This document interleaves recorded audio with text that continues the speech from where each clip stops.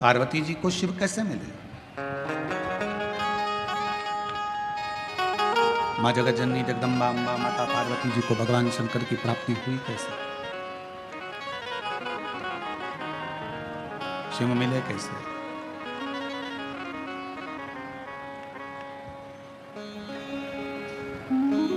माँ जगत जननी अम्बा जगदम्बा जगतधात्री दुर्गा भवानी ने अपने भीतर विश्वास को प्रकट किया।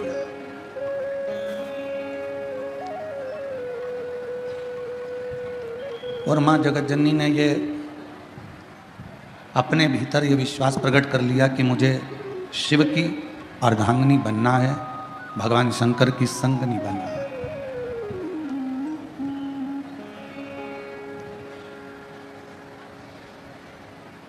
मुझे भगवान शंकर की अर्धांगिनी बनना है, मुझे भगवान शंकर की संगनी बनना है। अब संगनी बनने के लिए या अर्धांगिनी बनने के लिए जिसकी अर्धांगिनी बनने के लिए पार्वती जी जा रही हैं, जिसके साथ में विवाह करने के लिए पार्वती जी आतुर हैं, पहले उनके विषय में थोड़ा सा जानना पड़ेगा पार्वती को। आज सबसे बड़ी जो दिक्कत विवाह शादी में जो परेशानियां आ रही है, वो विवाह शादी की परेशानी सबसे बड़ी यही है।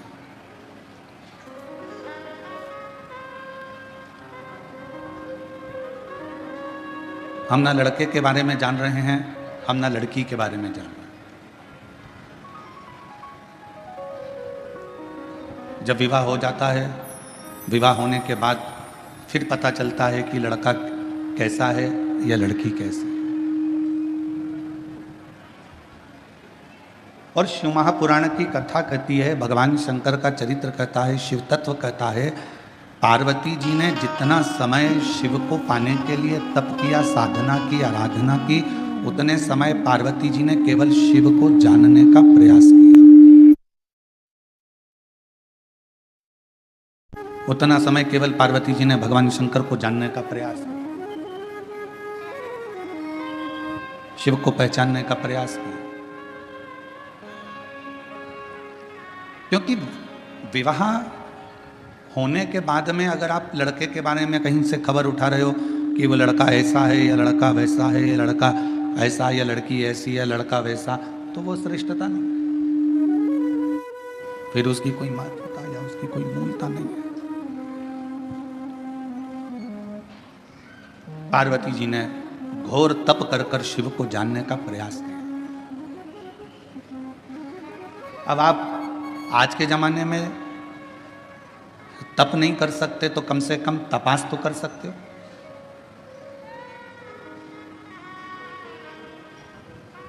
थोड़ा उसके बारे में जान तो सकते हो। विवाह,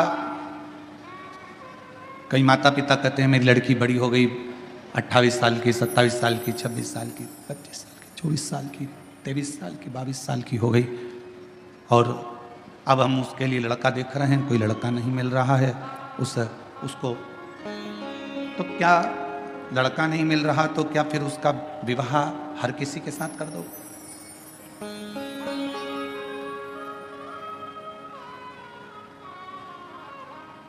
यही की यही लड़के के साथ में भी है।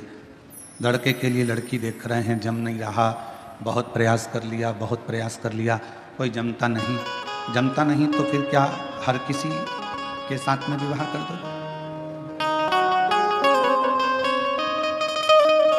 थोड़ा समझो,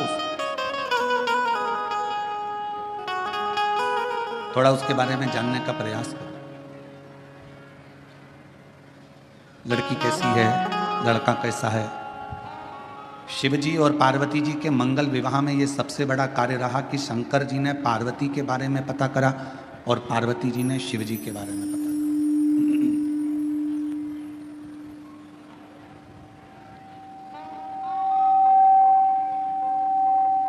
सप्त ऋषियों को भेजा गया, देवताओं को भेजा गया, अप्सराओं को भेजा गया, गंधर्वों को भेजा गया, और सबको भेजने का कारण केवल इतना था कि मालूम कर लें कि पार्वती जी की तप साधना में बल कितना है, कितना बल।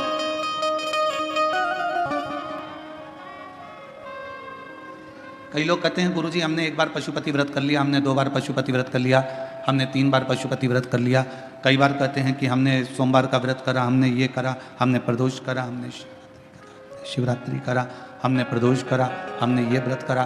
इसके बाद भी भगवान हमारी सुन क्यों नहीं रहा?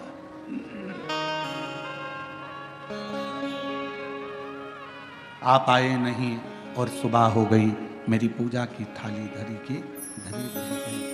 आप बताते नहीं कि आने में क्यों देरी हो गई, कारण क्या है? क्या गलती हुई है?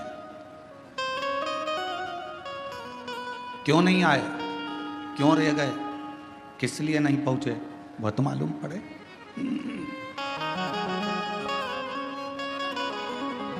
उसका तो स्मरण रहे कम से कम।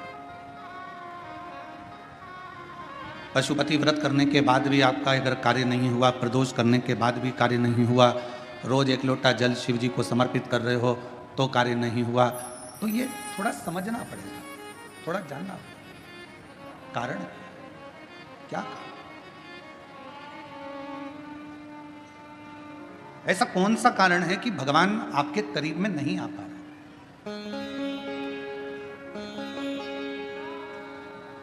मतलब हमारी परीक्षा हमारा शिव अपने करीब में लाने के लिए बहुत ले रहा है, बहुत, और होगा। मैंने तेरे ही भरोसे बाबा, तेरे ही भरोसे हवा विच उड़ती जावागी, बाबा डोर तो छड़ी ना मैं कटी जावागी। भोले मैं तेरी पतंग शंभो, मैं तेरी पतंग हवा विच उड़ती जावागी, बाबा डोर तो छड़ी ना मैं कटी जावागी। भोले मैं तेरी पतंग शंभो, मैं तेरी पतंग। हमारी परीक्षा हो रही है, उस परीक्षा में एक ना एक दिन पास जरूर हो। लगे रहना शिव की भक्ति में, भजन में, स्मरण में, नाम कीर्तन में, मंत्र जाप में लगे रहना, छोड़ना नहीं। भगवान का नाम, भगवान का मंत्र जाप, भगवान का स्मरण छोड़ना नहीं। थोड़ी सी पहचान अगर ड्राइवर से है आपकी, तो ड्राइवर आपका जहां उतरने की जगह है ना, जहां पर भी आपको उतरना है, ड्राइवर वहां गाड़ी याद से रोक देता है, धीमी कर देता है।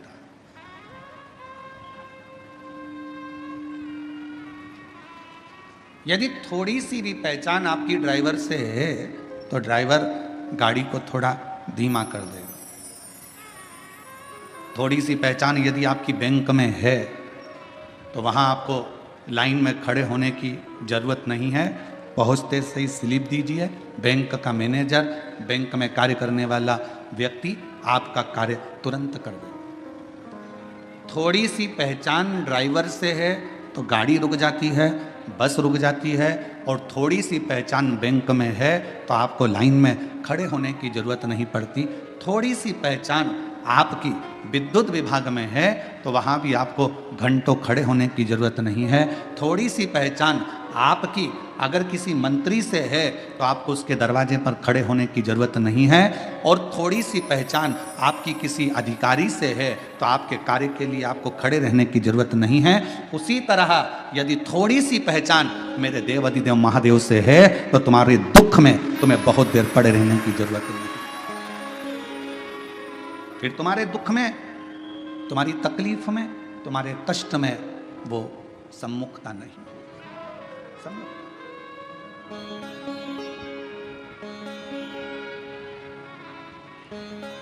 बनाओ ड्राइवर से पहचान बनाई तो ड्राइवर ने बस को रोक दिया।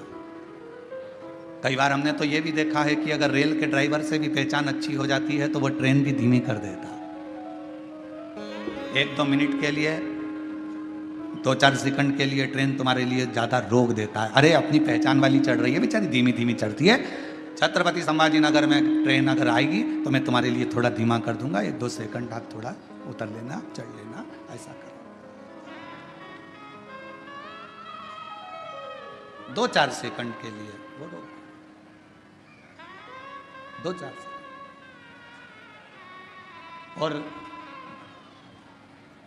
2-4 सेकंड के लिए वो रोक दे।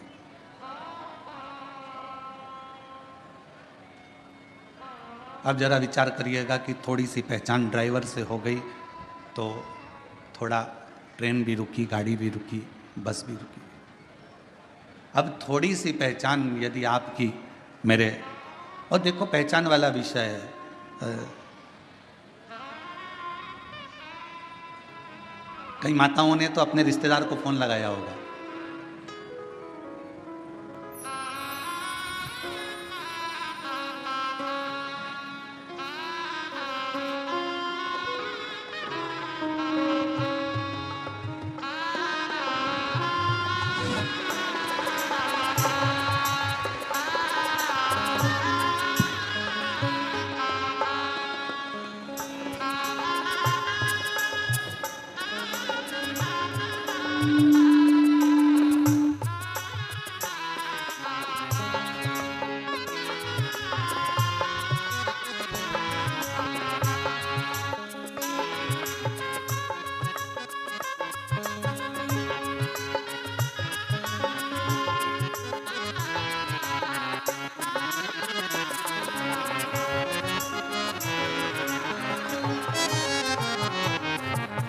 यदि थोड़ी सी पहचान, एक अंश मात्र भी अगर आपकी पहचान किसी ड्राइवर से हो गई, किसी से हो गई तो भी अब किसी की पहचान जो बाहर रह रहे थे उनको मालूम पड़ा कि बेजापुर में कथा हो रही है तो बेजापुर वालों को फोन लगाया। आप में से कई लोगों ने लगाया होगा रिश्तेदारों को, क्यों? वो विशाल संचेती जी से पहचाने क्या तुम्हारी? पूछा क्यों? अरे कथा करवा रहे हैं, संचेती परिवार कथा करवा रहा है, बेजापुर में कथा हो रही है।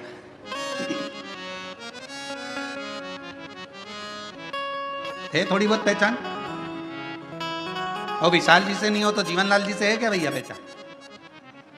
जरा पता करो। उनसे ना हो तो उनके यहाँ पर श्री रविंद्र कुमार जी से पहचान हो, वहां पता करो। उनके परिवार में कोई पहचान हो तो वहां मालूम करो। और इसे अपनी पहचान निकाली गई। क्यों निकाली गई? कि अगर पहचान मिल जाएगी तो थोड़ा आगे बढ़ने, आगे बैठने की व्यवस्था हो जाएगी। पहचान ढूंढी कि आगे बैठने के लिए विशाल संचेती को ढूंढो, उनके परिवार के लोगों को ढूंढो, आगे बैठने की व्यवस्था मिल जाएगी। बस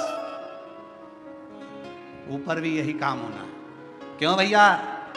तू मुझे जानता नहीं है, मेरी शंकर भगवान से पहचान है, आगे बैठने की व्यवस्था मेरी। नर्क नहीं, कोई नर्क नहीं, एक भी नहीं। मेरी पहचान मेरे शिव से है, मेरी पहचान मेरे शंकर से है, मेरी पहचान मेरे भोलेनाथ से है, उस करुणा सागर, उस दया सागर मेरे शंभू से है। बस हमारे दो ही रिश्तेदार, हमारे दो ही रिश्तेदार, एक हमारे भोले बाबा, एक हमारे भोले बाबा, दूजी गोरा रानी सरकार। हमारे दो ही रिश्तेदार, हमारे दो ही रिश्तेदार। हमारे ज़्यादा रिश्तेदार नहीं, हमारे तो केवल 2 रिश्तेदार हैं, एक शंकर है, एक पार्वती है। उसके सिवाय हमारा कोई नहीं, शिव और पार्वती के सिवाय कोई नहीं। केवल शिव, शंकर और पार्वती। अब कहीं भटकना नहीं है।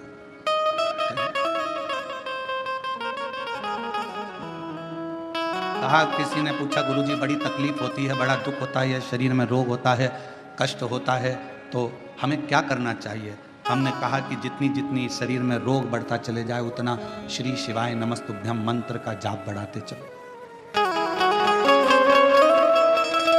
जितना तकलीफ जितना दुख बढ़ता चले जाए उतना भगवान का नाम बढ़ाते चलो, भजन बढ़ाते चलो। कितनी परीक्षा पार्वती जी की हुई।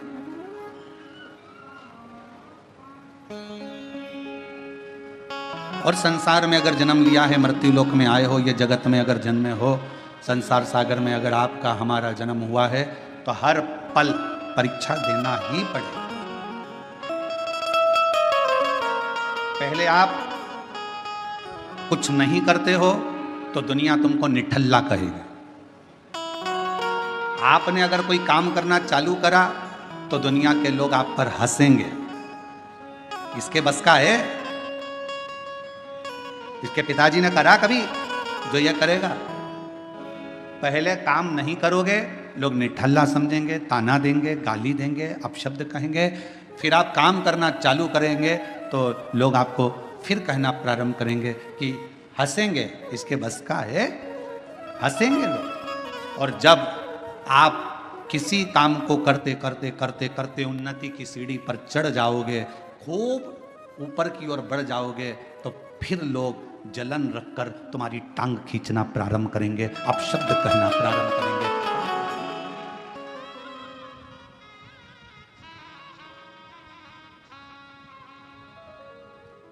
पहले कुछ नहीं करते थे ना, तो लोग तुमको ऐसे समझते थे, निठल्ला है, फालतू है, बैठा रहता है, हराम की रोटी तोड़ता है। काम करना चालू करा तो लोग कहेंगे बताओ ये करेगा, इतनी सारी दुकानें डली है, उनकी नहीं चल रही तो इसकी क्या खाक चलेगी? इतने सारे लोग कंपटीशन एग्जाम में बैठे हैं, इसकी क्या नौकरी खाक लगेगी? सरकारी नौकरी लगना कोई सरल बात है क्या? फिर लोग ताना कसेंगे। आपने मेहनत कर कर, रात दिन एक कर कर, परिश्रम कर कर, फिर आपने कंपटीशन एग्जाम देकर जब आप उस एग्जाम में निकल गए और आपकी यह सरकारी नौकरी लग गई, तो फिर लोग ताना कसेंगे। कुछ ले दे के कर ली होगी, कुछ ऐसा कर लिया होगा, कहीं से दे दिया होगा, पहचान निकाल ली होगी, फिर लोग ताना कसना प्रारंभ कर देते हैं, तुम्हारे को पांव पकड़कर नीचे खींचना प्रारंभ कर देते। घबराना नहीं, हिम्मत मत हारना।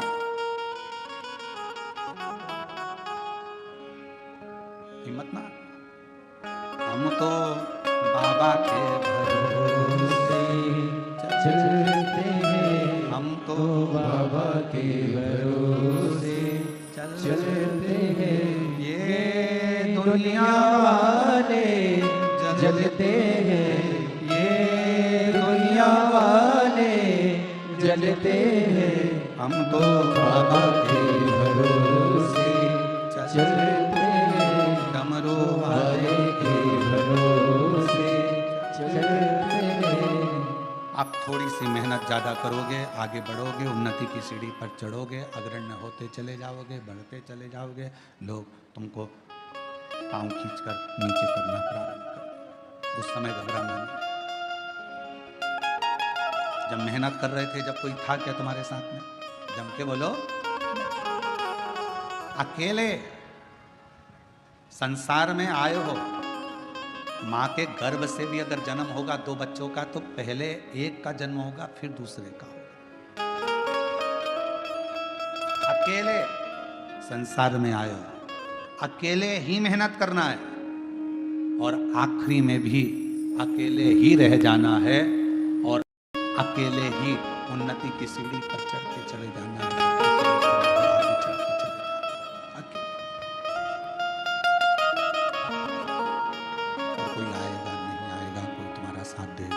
नहीं देगा, कोई तुम्हारे साथ खड़ा होगा, नहीं खड़ा होगा, पर तुम्हारे साथ एक तुमने जो भला करा है, किसी भूखे को भोजन कराया, प्यासे को पानी पिलाया, किसी के लिए तुमने अच्छा किया, वो तुम्हारा किया गया श्रेष्ठ कर्म तुम्हारे सामने आकर खड़ा होगा।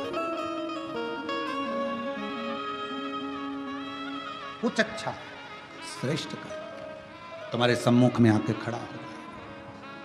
उस समय तुम्हें घबराना नहीं है। एक शिव महापुराण की, बेलपत्र शिव पुराण की एक बड़ी सुंदर कथा आती है। कुर्म पुराण की यह कथा है। गीता प्रेस गोरखपुर की अगर कुर्म पुराण शिव महापुराण के साथ में अगर आप कुर्म पुराण की कथा को पढ़ते हो तो पृष्ठ संख्या 193 और अध्याय 31 में ये कथा बेलपत्र से जुड़ी हुई आपको मिलेगी।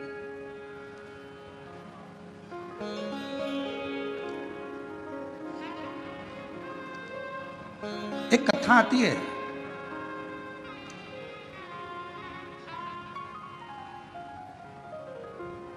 काशी प्रदेश में एक शंकुकर्ण नाम के एक महाराज रहते थे। हमने उनको महाराज कहा।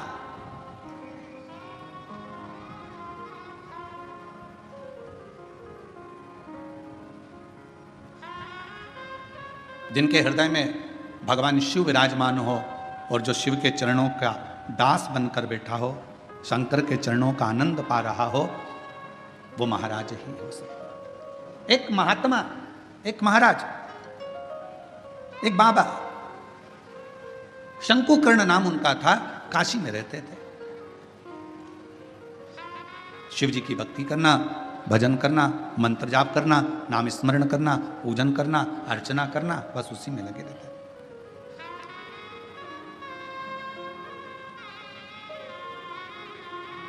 अब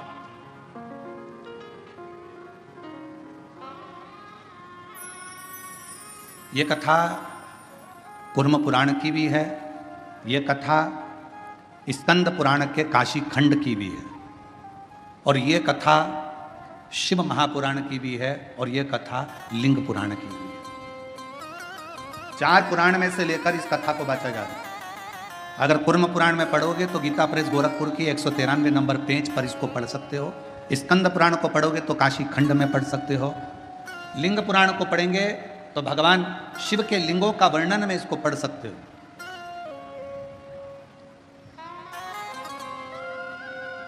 और जितने लिंगायत संप्रदाय के मेरे शिव भक्त यहां पर बैठे होंगे वो इस कथा को बहुत अच्छी तरह से जानते होंगे। काशी प्रदेश में एक शंकुकर्ण नाम का एक व्यक्ति रहता था। उसको हमने संत की गणना में रखा, हमने उसको महाराज कहा, तपस्वी कहा, साधक कहा, उपासक कहा। एक व्यक्ति रहता था जो शिव की आराधना करता था। हम उसको साधारण व्यक्ति नहीं कह सकते, हम उसको कोई महाराज, कोई तपस्वी, कोई साधक, कोई उपासक कह सकते। वो अपनी भगवान शिव की भक्ति में लगा रहता, भगवान शंकर के नाम उच्चारण में लगा रहता, शिव नाम में, भगवान के नाम में वो हर पल लगा रहता, हर पल। उसका एक नियम बड़ा प्रबल था। उसका एक नियम बड़ा प्रबल था। प्रतिदिन गंगा मां का स्नान करता, काशी विश्वनाथ जी के मंदिर में जाकर बुआरी लगाता, झाड़ू लगाता, सफाई करता, जितनी बेलपत्र पड़ी हुई मिलती उनको मस्तक पर चढ़ा लेता और उनको गंगा में विसर्जन करता।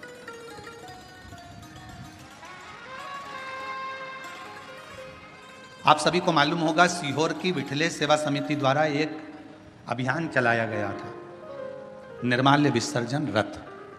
यहां पर भी चला था, छत्रपति संभाजी नगर में भी चला।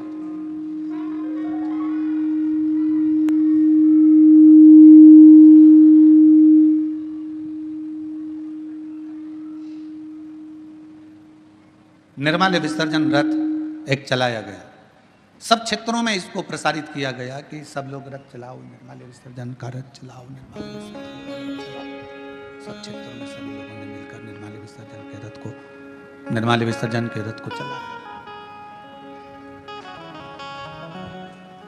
कई लोगों ने पूछा कि गुरुजी ये निर्माल्य विसर्जन का रथ चलाना कहां से उत्तमता है? हमने कहा इसलिए हमने शंकुकर्ण की कथा का स्मरण किया है। 4 पुराणों में एक ही व्यक्ति की 4 पुराण में कथा आना ये बहुत कठिन विषय है। स्कंद पुराण के काशी खंड में भी यह कथा आना, कुर्म पुराण में भी कथा आना, लिंग पुराण में भी कथा आना और शिव पुराण में। एक व्यक्ति शंकुकर्ण की कथा 4 पुराण में आना और केवल एक ही काम करा है शंकुकर्ण ने। वो काम था विश्वनाथ जी के मंदिर में जितनी भी बेलपत्र चढ़ती थी, जितनी भी निर्माल्य चढ़ती थी, भगवान जितनी भी बेलपत्र चढ़ती थी, जितनी भी निर्माल्य चढ़ती थी, वो सारी बेलपत्र निर्माल्य को भरता, मस्तक से लगाकर प्रणाम कर कर उसे गंगा जी में विसर्जन कर देता। नियम था उसका।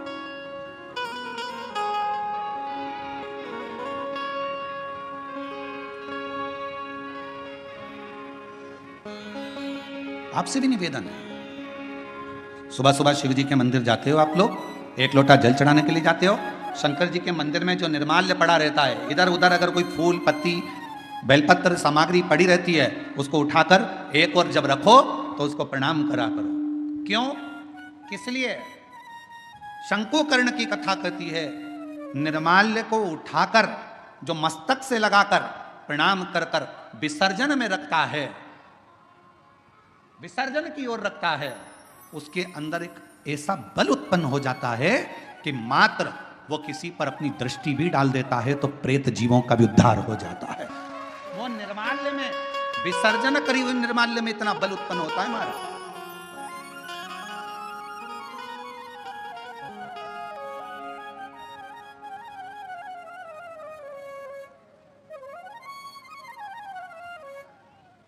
उठाया, सिर से लगाया, प्रणाम करा, नमन करा, प्रणाम कर कर विसर्जन में। शंकुकर्ण गंगा जी का स्नान करता, विश्वनाथ का मंदिर का बुआरी लगाता, सफाई करता, निर्माल्य उठाता, विसर्जन में रखता। समय बीत गया। एक बार शंकुकर्ण गंगा जी का स्नान कर कर, निर्माल्य विसर्जन कर कर आ रहा था तो क्या देखता है कि एक दुबला पतला सा, जिसकी केवल हड्डियां हैं, कहीं कहीं पर उसके मांस है और शरीर के नेत्र बड़े विशाल हैं, दांत बहुत बाहर निकले हुए हैं, बड़े बड़े कान हैं, शीश बहुत बड़ा है। उसको देखकर आश्चर्य हुआ उसे, ये कौन है, ये है कौन? उसको बड़ा आश्चर्य। शंकुकर्ण ने थोड़ी देर तक उसको देखा। बेलपत्र शिव महापुराण की कथा बेजापुर में चल रही है। पूरा विश्व, केवल भारत देश से ही नहीं, विदेश के लोग भी इस शिव महापुराण की कथा का बहुत समय से इंतजार कर रहे थे कि एक बार बेलपत्र शिव पुराण सुनने को मिले, और वो कथा बेजापुर वालों को मिली है। बहुत ध्यान से सुनना इस कथा का, एक एक कथा के क्रम को श्रवण करिएगा जरा। बेजापुर की जो कथा चल रही है बेलपत्र, यह कोई साधारण कथा नहीं, इसको धारण करिए। बड़े बड़े कान हैं, बड़ा शीश है, बड़ी आंखें हैं, चेहरे पर तो मांस था, छाती पर से मांस हट गया, कंकाल दिख रहा था, चमड़ी नहीं थी, केवल हड्डी थी। पेट आया, पेट पर मांस दिखा, जंघा आई तो कंकाल हो गया, घुटने पर कंकाल था, फिर मांस आया, फिर कंकाल। समझ नहीं आया ये कौन है। देखते देखते शंकुकर्ण वहां से निकल गया। थोड़ी दूर चलने पर शंकुकर्ण ने क्या देखा कि पीछे पीछे एक, जिस व्यक्ति को मैंने देखा था, जिस पिशाच को मैंने देखा था, जिस भूत को मैंने देखा था, जिस पिशाच को मैंने देखा था, वो पिशाच पीछे पीछे चल रहा है, वो भूत पीछे पीछे।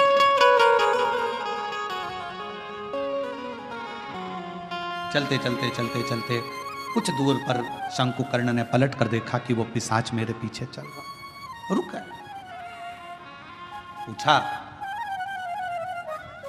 प्रणाम कर कर पूछा कि क्या बात है, क्या हुआ, आप कौन हैं?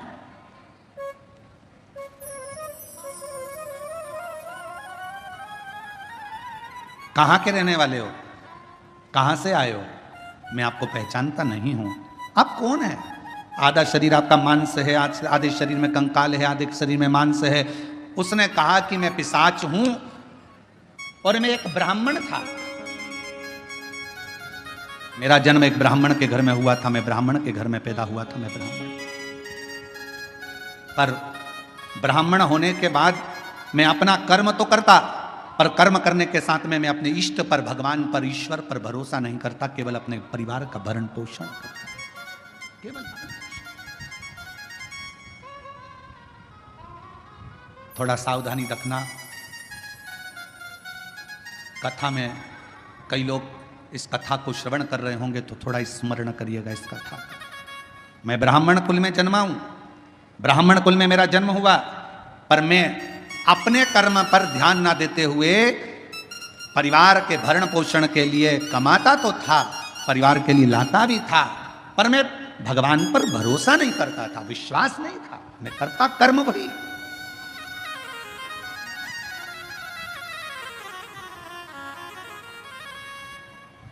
शिव महापुराण की कथा कहती है, वो कौन सा ब्राह्मण होता है जिस ब्राह्मण के जीवन में कभी दुख नहीं आता। कौन सा ब्राह्मण? तो कहा ब्राह्मण वो श्रेष्ठ है जो भगवान की पूजन करने के लिए यजमान के घर पर तो गया है, पूजन भी कर रहा है, यजमान के दरवाजे पर जाकर, यजमान के घर पर जाकर या मंदिर देवालय शिवालय में भगवान की आराधना कर रहा है, और साथ में गणेश की वंदना करी, गणेश का स्मरण करा, माँ गौरा की पूजन करी, पंच लोकपाल की पूजन करी, षोडश मातृका की पूजन करी, नवग्रह देवता की पूजन करी, भद्रोमंडल की पूजन करी, पितृमंडल की पूजन करी, सारे देवताओं की पूजन कर रहा है। जजमान जितनी श्रद्धा, जजमान जितनी भक्ति उन मंडलों के प्रति रखता है, उससे 4 गुना ज्यादा विश्वास भक्ति ब्राह्मण के अंदर उन देवताओं के प्रति होना चाहिए। तो वो देवता कभी कहीं धोखा नहीं खाता, वो ब्राह्मण बढ़ता चले जाता अपने विश्वास पर, अपने भरोसे।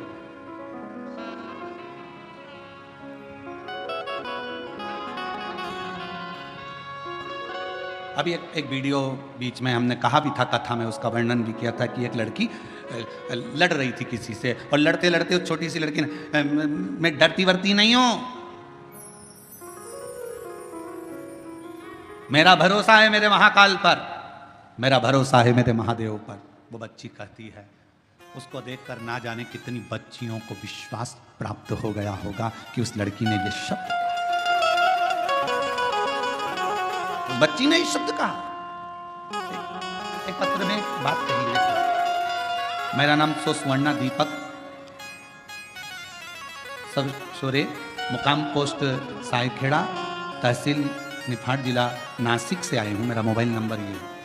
मेरा बेटा 7 साल से पुलिस की नौकरी की तैयारी कर रहा था, कहीं बैठी हो तो बेलपत्र लेने के लिए आ सकते। 7 साल से पुलिस की नौकरी की तैयारी कर रहा था, पर उसका नहीं हुआ, हर बार हिम्मत हार जाता। आखिरी में उससे कहा कि तू मेहनत 4 गुना कर, शिव पर विश्वास कर, 1 लोटा जल चढ़ाना प्रारंभ कर, शिव महापुराण की कथा सुन। मालेगांव नासिक की कथा मेरे बेटे ने जाकर सुनी और विश्वास के साथ गया। उसके मन में यह भरोसा आ गया कि मैंने पंडाल में बैठकर कथा सुनी है और मेहनत 4 गुना करूंगा तो मेरा बाबा मेरी नौकरी लगाएगा। और बाबा की कृपा से मेरे बेटे का 2024 में आषाढ़ के महीने में शिवरात्रि पार्थिव का पूजन भी किया, और शिव जी की कृपा से आज मेरे बेटे की पुलिस में नौकरी लग गई, जिसका मैं फोटो भी लगा रहा हूं, जिसका मैं फोटो भी लगा रहा हूं। क्या था सामने? एक विश्वास। क्या था सामने? एक भरोसा, एक दृढ़। मेरी जीजियों, मेरे जीजाओं, मेरी बेटियों, बेटाओं, मेरी माताओं, मेरे भाई, मेरे पिता तुल्य बुजुर्गजन, आप सबसे एक निवेदन जरूर करूंगा कि शिव महापुराण की कथा में दुनिया के लोग चाहे तुमसे कितनी बार भी कह दें कि कथा में चलो, कथा में चलो, मत आना। कब तक? जब तक तुम्हारा दिल ना बोले। दिल बोले तो एक दिन भी मत रुकना, कथा में चलो। शायद दुनिया का एक महाराज होगा ये सीहोर वाला जो तुमको कथा में आने के लिए मना करता है, मत आना कथा में। कब तक? जब तक तुम्हारा दिल ना बोले। जिस दिन तुम्हारा दिल बोल जाए और तुम्हारे अंदर ये विश्वास आ जाए, मैं पंडाल में बैठकर कथा सुनूंगी और 3 महीने में मेरा ये काम होगा, तब आ जाना बाबा कर। बस मानो तो मैं गंगा मां हूं, ना मानो तो बहता। आपका विश्वास ही नहीं है, पड़ोसन ने कहा चल रही क्या और तुम चल कर आ गए, और मन में भरोसा ही नहीं है। ऐसा होता है क्या? ऐसा होता है क्या? ऐसा होता है क्या? ऐसा हो सकता है क्या? कैंसर जैसा रोग समाप्त हो सकता है क्या? ये पत्र हम तो पढ़ते ही नहीं ज्यादा, हमारे पास इतना टाइम ही नहीं है। परसों एक पत्र आया, परसों इन पत्रों में, ये पत्र हम लेकर भी नहीं जाते सी, और इन पत्रों में नीचे कम से कम 10 से 12 पत्र ऐसे होंगे जिसमें दुनिया के लोगों का कैंसर ठीक हुआ है। ऐसा हो सकता है क्या? विश्वास है तो परमात्मा है, और विश्वास नहीं तो परमात्मा भी नहीं है। विश्वास है तो परमात्मा, भरोसा। कहां जा रही हो? कथा में। क्या मिलेगा वहां? कुछ मिले चाहे ना मिले, इतना विश्वास जरूर है, 3 घंटे की कथा में अगर मैंने 15 मिनट की भी कथा को अपनी जिंदगी में उतार लिया, 10 मिनट की कथा को भी अपनी जिंदगी में उतार लिया, तो ये मेरा विश्वास कहता है, ये मेरा भरोसा कहता है कि मेरा शिव मेरे दुख को, मेरी तकलीफ को, मेरे कष्ट को काटेगा जरूर। ये मेरा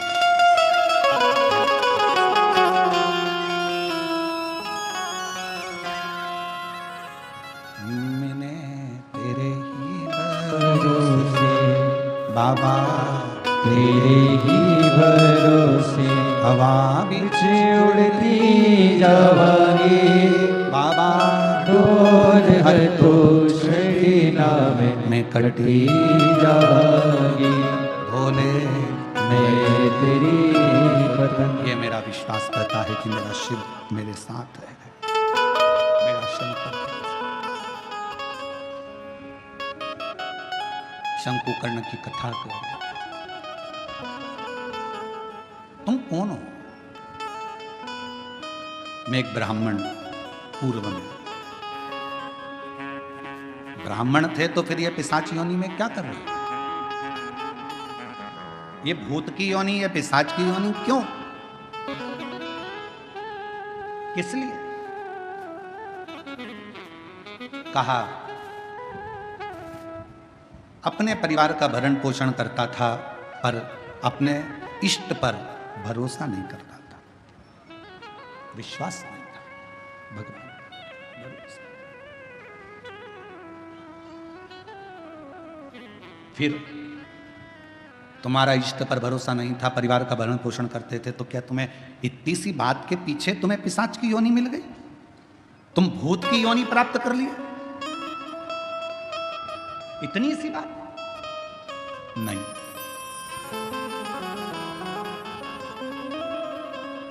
एक बार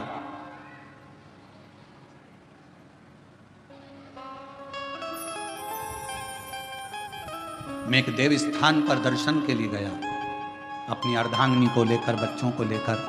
अर्धांगिनी और बच्चों ने जिद करी तो मैं उनको लेकर एक देव स्थान पहुंचा। और उस देव स्थान पर पहुंचने के बाद वहां पर मुझे प्रसाद दिया गया। उसी प्रसाद में रखकर एक बेलपत्र मुझे दी गई। प्रसाद दिया, प्रसाद में रखकर एक बेलपत्र दी। मैंने अपने पत्नी और बच्चों के साथ बैठकर प्रसाद तो खा लिया, पर बेलपत्र को उठाकर मैंने भूमि पर फेंक दिया और मैंने कई अपशब्द अपने मुख से कहे। आखिरी में वो बेलपत्र मैंने अपने पाँव से रोंद दी, उसको पाँव से खूब दबा दिया, मसल दिया।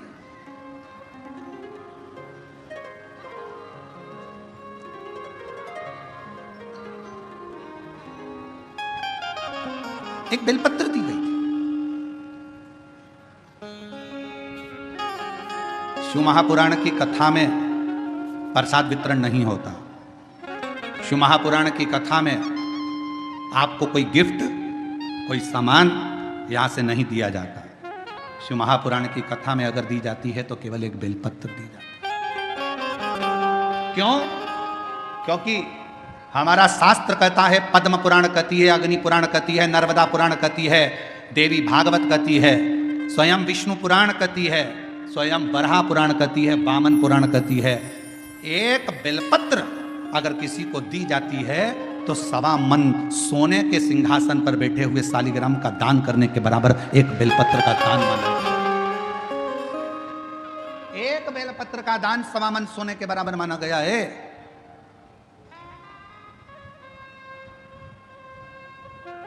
मेरा अंदाजा नहीं रहा। बेलपत्र को मैंने पटक दिया, प्रसाद को हम लोगों ने पा लिया, प्रसाद पाया।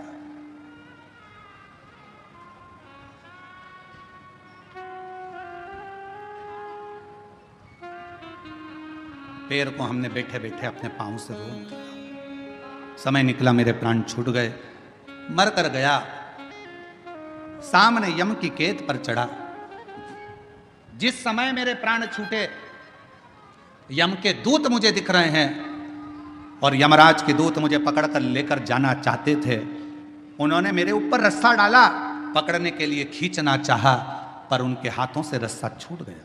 मैं समझ नहीं पाया ये कैसा नजारा है कि यम के दूतों से मैं पकड़ा नहीं पा रहा, यम के दूत मुझे नहीं पकड़ पा रहे, यमदूत मुझे नहीं पकड़ पा रहे, ये कैसा नजारा। मैं जान मेरी बेजापुर की जीजियों जी जाओ, वो ब्राह्मण कहता है मुझे समझ में नहीं आया, मेरे प्राणों को ऐसे ही जाना पड़ा, बिना बंधन के मैं जा रहा था, मेरे प्राण छूट चुके थे, मुझे लेकर यम की कैद में पहुंचे। तब यमराज तुरंत उसी समय पर यमराज ने चित्रगुप्त महाराज को बुलाया और चित्रगुप्त महाराज को बुलाकर कहा महाराज जी बताओ, इसकी लेखनी देखो, इसका कर्म देखो और लेखनी देखकर बताओ कि आखिर ना इसे यम हाथ लगा पा रहा है, ना इसे यमदूत हाथ लगा पा रहे हैं, आखिर चित्रगुप्त महाराज जरा देखकर बताओ कि इसको ना यम छुपा रहे हैं, इसको ना यम के दूत छुपा रहे हैं, आखिर ऐसा क्यों हो रहा है।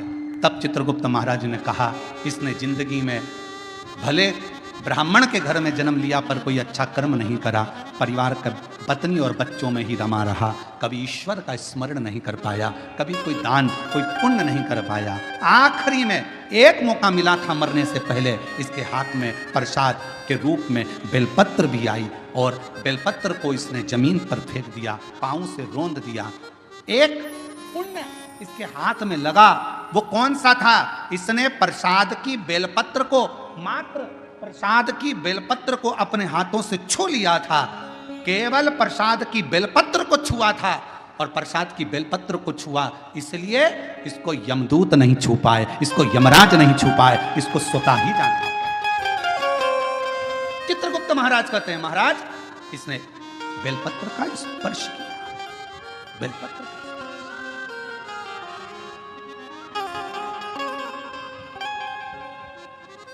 कहा चित्रगुप्त महाराज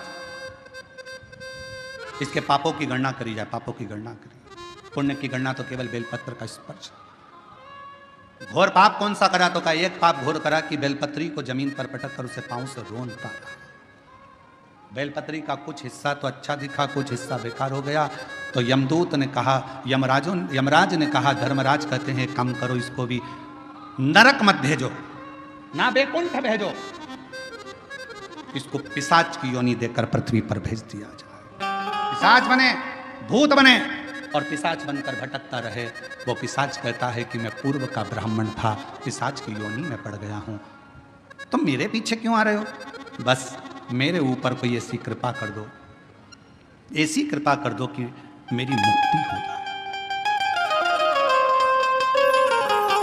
एक बेलपत्र का शिव महापुराण की कथा कहती है, भगवान शंकर की कथा कहती है, हजारों अश्वमेध यज्ञ का फल यदि प्राप्त करना है तो जिंदगी में एक बार एक बेलपत्र का पौधा जरूर कहीं पर लगाओ, 1000 अश्वमेध यज्ञ का फल।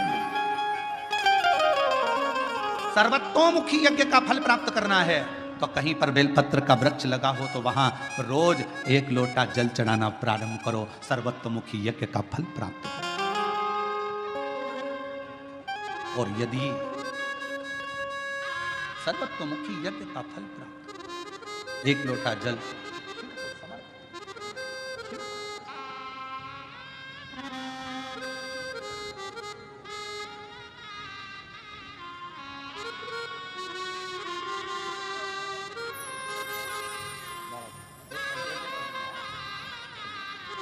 बेटे का पुलिस में नौकरी लगा है, जीजी बोल रही इतनी मेहनत करी, 7 साल में हार गया था पर शिव जी की कृपा से आखिर नौकरी लग गई।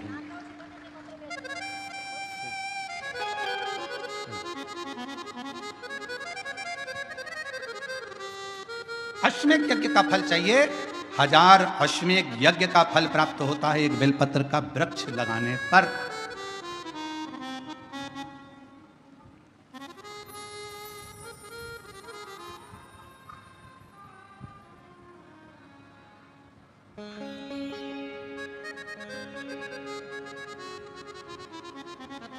हजारों सर्वतोमुखी यज्ञ का फल प्राप्त हो जाता है, 1 लोटा जल बेलपत्र के वृक्ष में चढ़ाना।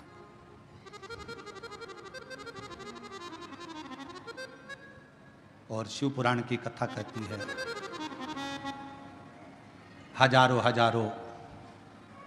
विष्णु यज्ञ, सोम यज्ञ, हजारों हजारों रुद्र यज्ञ, हजारों हजारों देवी यज्ञ, हजारों हजारों सिद्धि यज्ञ, सारे यज्ञों का अगर पुण्य फल प्राप्त करना है तो 3 वृक्ष ऐसे हैं जिन वृक्ष की त्रिवेणी में अगर एक बार भी अगर मौका लग जाए इन 3 वृक्षों का स्मरण करने में, पहले नंबर का बेलपत्र का वृक्ष, दूसरे नंबर का पीपल का वृक्ष, तीसरे नंबर पर है महाराज भगवान देवाधिदेव महादेव की कृपा से शमी का वृक्ष। अगर कहीं योग से बन जाए, आप रास्ते से निकल कर आ रहे हो, कहीं पीपल का पेड़ मिल गया, जल चढ़ाया, बेलपत्र मिल गया, शमी पेड़ मिल गया, जल समर्पित कर दिया, जल समर्पित करते करते आप अगर कहीं 3 वृक्षों पर आ रहे हो तो हजारों हजारों सिद्ध यज्ञ के फल प्राप्त हो। और यदि ये सब नहीं कर सको तो एक बेलपत्र के वृक्ष की सेवा जरूर।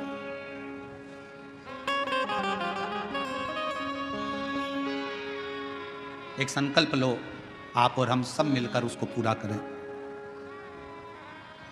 सावन के महीने में एक बेलपत्री का वृक्ष जरूर लगाएंगे, ये नियम आप और हम लेकर।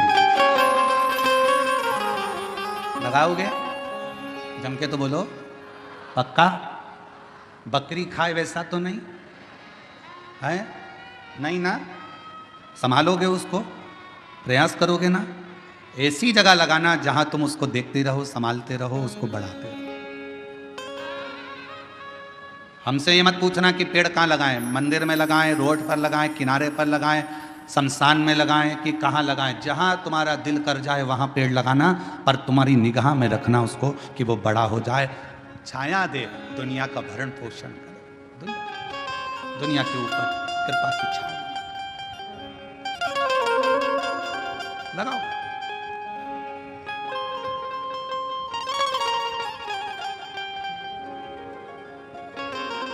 शंकुकर्ण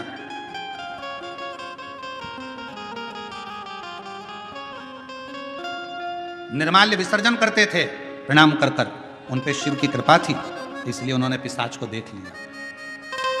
नहीं तो कोई पिशाच देख पा रहा? भूत को कौन देखे, पिशाच को कौन देखे? कहा निर्माल्य विसर्जन करने वाले के अंदर एक अलग से बल उत्पन्न हो जाता है, जो जिस पर दृष्टि दे दे तो उसका कल्याण कर देता है। विसर्जन करने वाले पर इतना बल उत्पन्न हो जाता है कि किसी पर दृष्टि दे उसका उद्धार कर। शिव गुरु से क्या कहते हैं? जब हम शंकर की आराधना करने वाले, शिव की उपासना करने वाले किसी गुरु के पास जाते हैं तो गुरु जी के पास जाकर हम ये नहीं कहते कि हमारे सिर पर हाथ रख दो। शिव की आराधना करने वाले, शंकर की उपासना करने वाले गुरु से हम ये नहीं कहते कि मेरा कल्याण कर दो। शंकर की आराधना करने वाले शिव गुरु से हम एक बात कहते हैं, गुरु जी बस एक काम करो, हमको एक बार देख तो लो, क्योंकि गुरु की दृष्टि ही मिल गई तो उससे हमारा कल्याण निश्चित। देखो तो वो एक गीत गाया बहुत पहले का, आप लोगों के याद होगा, आ बैठ मेरे पास तुझे देखता रहूं, ना तुम कुछ मैं कुछ कहूं, बैठ मेरे पास तुझे देखता रहूं। शिव कथा कर रही है अपने गुरु के सम्मुख में, शिव गुरु की साक्षी में। कोई शंकर की आराधना करने वाला, शिव की उपासना करने वाला, शंकर का स्मरण करने वाला, शंकर का मंत्र जाप करने वाला कोई सतगुरु तुमको मिल जाए, बस इतना कह देना, गुरुदेव एक बार बस देख लो, उतने में हमारा कल्याण है। आपकी दृष्टि पड़ गई, ये निश्चित है कि मेरा कल्याण हो।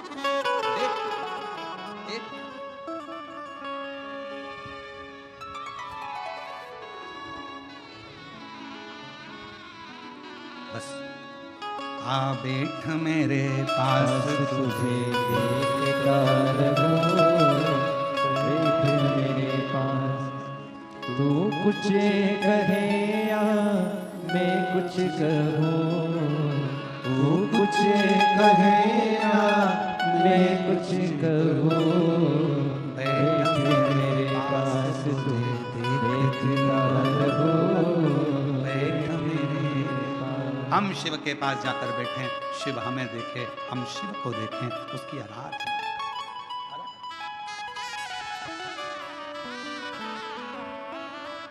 शिव की भक्ति। और यहाँ बैठे हैं हमारे संचेती परिवार की बहुएं भी बैठी हैं, बेटियां बैठी हैं, संचेती परिवार बैठा हुआ है, साथ में हम छत्रपति संभाजी नगर कथा करे जयसवाल जी भी यहाँ पर बैठे हुए हैं। आप तो इनसे और भी जहाँ जहाँ हमने कथा करी है वो सब अगर कहीं बैठे होंगे तो उनसे पूछना।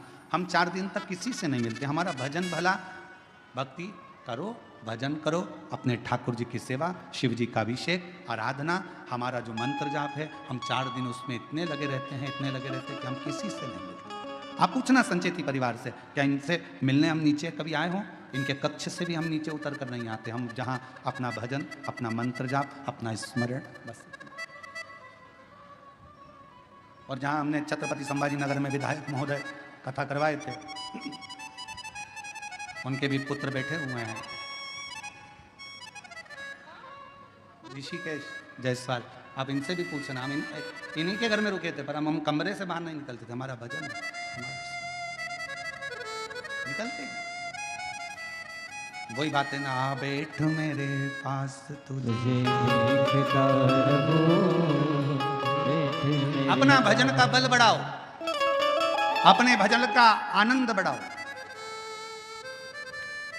निर्माल्य विसर्जन करने वाले शंकु कर्ण को एक दृष्टि भगवान ने दे दी थी, एक बल दे दिया था कि तुम्हारे सामने कोई भी आए, सम्मुख में कोई भी आए, उसको तुम देख सकते हो और उसका उद्धार कर सकते हो। ये शंकु कर्ण के अंदर एक अलग से बल शिव की कृपा से प्राप्त हो गया था, शिव की कृपा से, शंकर भगवान की कृपा से। पिशाच को देख लिया, पूछा, कहा मैं ब्राह्मण था, मैंने गलती कर दी, बेलपत्र को मैंने जमीन पर फेंक कर उसको पांव से रोंदा, इसलिए मुझे पिशाच की योनि मिली, इस योनि से मैं छूटूं कैसे?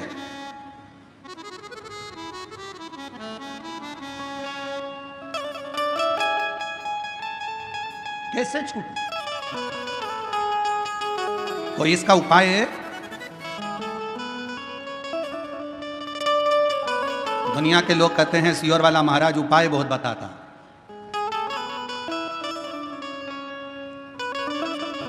रामचरितमानस को उठाकर देखिए, जब दशरथ जी के घर में संतान की प्राप्ति नहीं हुई तब उन्होंने गुरु जी के पास जाकर उपाय पूछा था कि कोई उपाय बताओ।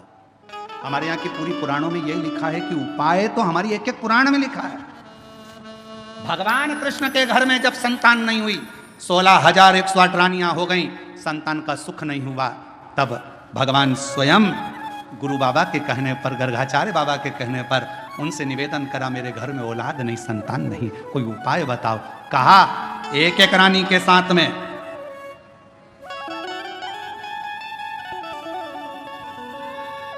11 दिन तक बैठकर शिव का अभिषेक करो, तब संतान को 1,77,186 भगवान कृष्ण के बच्चे हैं।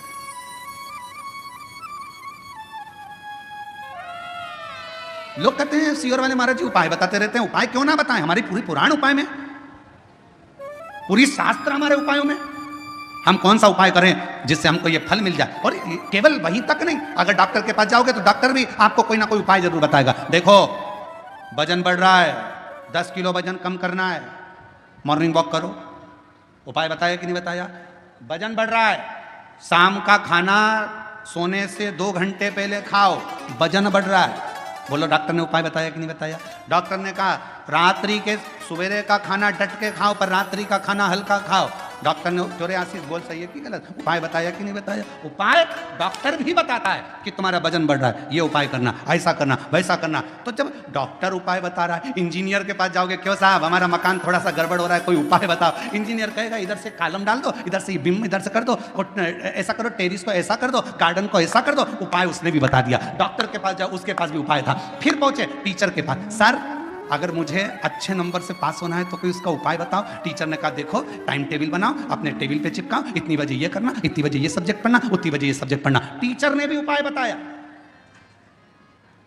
रजिस्ट्री करवाने गए जमीन की, क्यों साहब जमीन तो इतनी महंगी है, रजिस्ट्री का कितना चार्ज आएगा? थोड़ा कम ज्यादा में करना हो तो क्या करना पड़ेगा? उसने भी उपाय बता दिया, ऐसे करना, इसको तुम ऐसे में करना, उसको तुम खेती में कर लेना, इसमें तुमको ऐसा फायदा हो जाए। उसमें भी उपाय, और नाम धर रहा है प्रदीप मिश्रा जी, उपाय बताते हैं।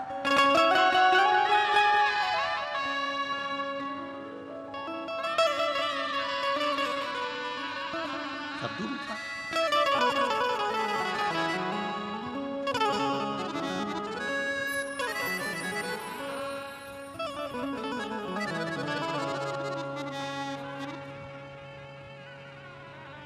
पर कोई कोई तो बदनाम ही रहता है, ये पक्का। वो एक गीत याद आ गया, वही है नाम वाला जो, वही है नाम वाला मेरे अंगने में तुम्हारा क्या नाम वाला जो है, जो बदनाम है वही नाम वाला। अब स्मरण, ठीक है, शिव भक्ति है, भगवान का भजन है। दृष्टि दी है शंकुकर्ण को, शंकुकर्ण ने पिशाच को पहचान लिया तो कहा अब मैं क्या बताऊं तुमको कि तुम्हारा मुक्ति का उपाय कौन सा है, क्या उपाय बताऊं। और शिव पुराण कहती है, कुर्म पुराण कहती है, स्कंद पुराण का काशी खंड कहता है, स्वयं लिंग पुराण कहती है, उपाय बताया गया। शंकुकर्ण ने कहा मैं तुमको एक उपाय बताता हूं, सुनो। इस काशी की भूमि पर शंकर भगवान का एक गण रोज आता है। शिव जी का एक गण है जिसका नाम है कपर्दी, शिव का।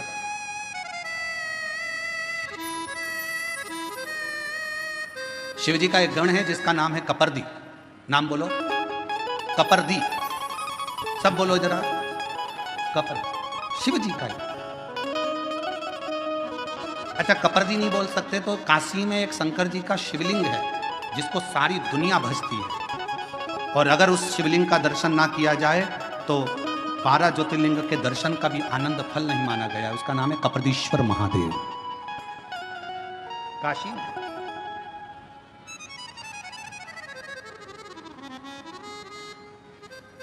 पिशाच मोचन कुंड के पास में कपर्दीश्वर महादेव विराजमान। कौन कौन ने दर्शन किए हैं, कभी आप लोग काशी गए होंगे, करें आप लोगों ने दर्शन, प्रणाम, आपको बहुत बहुत नमन है। अगर आप लोगों ने कपर्दीश्वर महादेव, पिशाच कुंड के, पिशाच मोचन जो कुंड है काशी में, बस उसी के तट पर विराजमान है मेरे कपर्दीश्वर महादेव।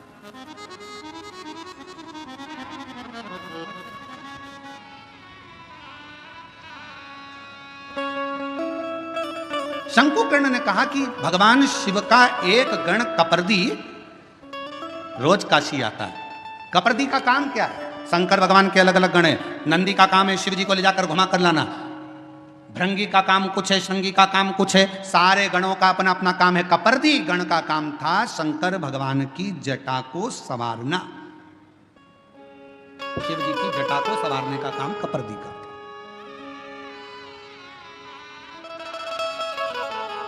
बोलो कपर्दीश्वर महादेव की, हर हर महादेव, बोल बम का नारा है, श्री शिवाय। आवाज नहीं आई, जम के बोलो जरा, श्री शिवाय। कपर्दी शिव जी की जटा का श्रृंगार करने वाला शंकर जी का एक गण है कपर्दी। जैसे तुम्हारे यहाँ मोहल्ले में ब्यूटी पार्लर वाली रहती है ना,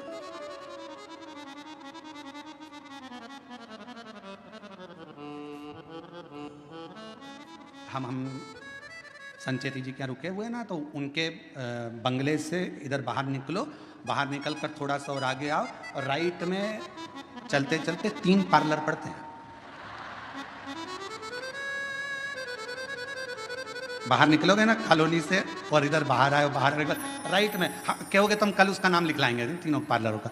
पहले एक पार्लर पड़ता है, फिर दूसरा पार्लर पड़ता है, फिर तीसरा, फिर उधर से ऐसे मुड़ते हैं लेफ्ट की ओर चौराहे से, फिर इधर मुड़ते हैं तो यहाँ से लेके वहाँ तक जेंट्स के भी 2-3 पार्लर है, उस साइड में 3-4 पार्लर और है, कोई ऊपर भी पार्लर है, कोई नीचे भी है, ऐसे बहुत सारे पार्लर हैं।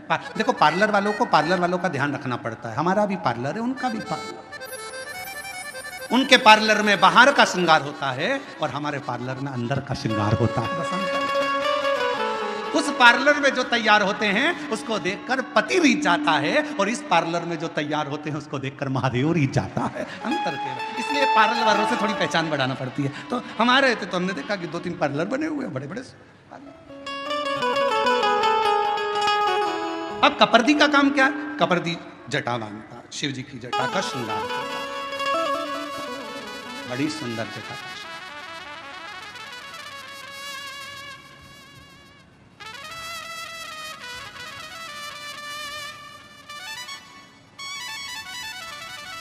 कप्रति का काम जटा बांधने का, बड़ी सुंदर जटा।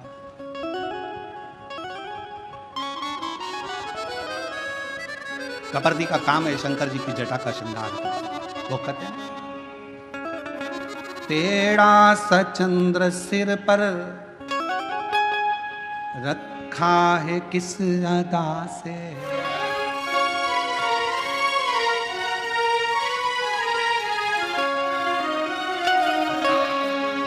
तेरा सचंद्र सिर पर रखा है किस अदा से, करुणा बरस रही है करुणा भरी निगाह से, बिन मोल बिक गई।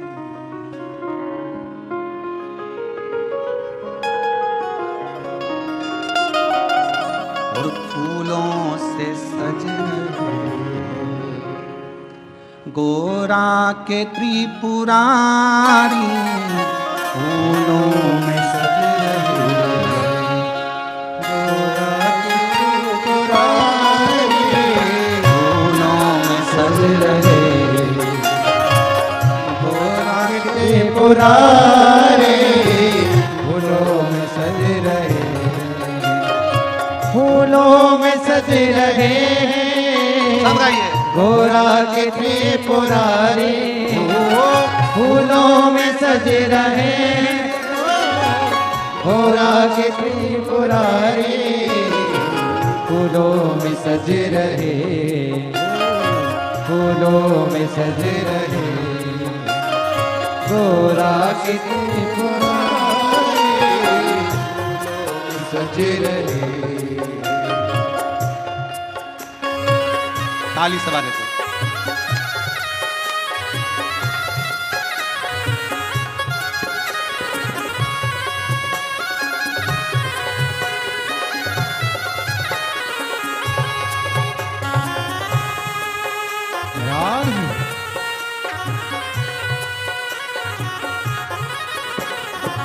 हरि बोल।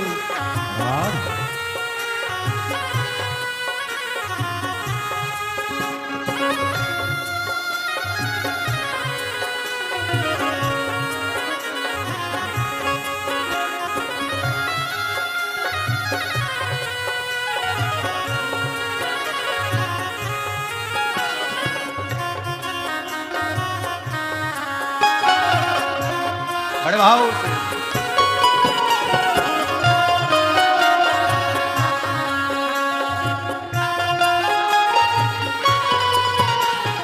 तेरा सचंद्र सिर पर रखा है किस अदा से, तेरा सचंद्र सिर पर रखा है किस अदा से, ओ तेरा सचंद्र सिर पर रखा है किस अदा से, तेरा सचंद्र सिर पर रखा है किस अदा से, करुणा बरस रही है करुणा भरी निगाह से, करुणा बरस रही है करुणा भरी निगाह से, करुणा बरस रही है करुणा भरी निगाह से, करुणा बरस रही है करुणा भरी निगाह से, बिन मोल बिक गया हूँ बिन मोल बिक गया जब से छवि निहारी, बिन मोल बिक गए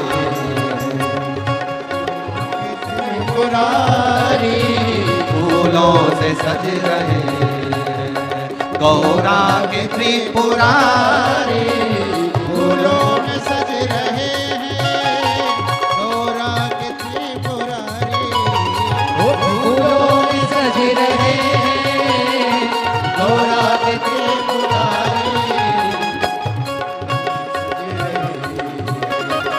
गौरा के त्रिपुरारी,